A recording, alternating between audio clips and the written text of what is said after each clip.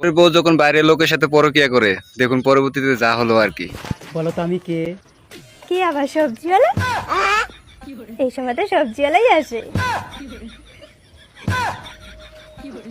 এই সময় সবজিওয়ালা আসে? না সবজিওয়ালা এসে তোমার চোখ ধরে? আমি বাড়িতে না থাকলে সবজিওয়ালা আসে? হ্যাঁ?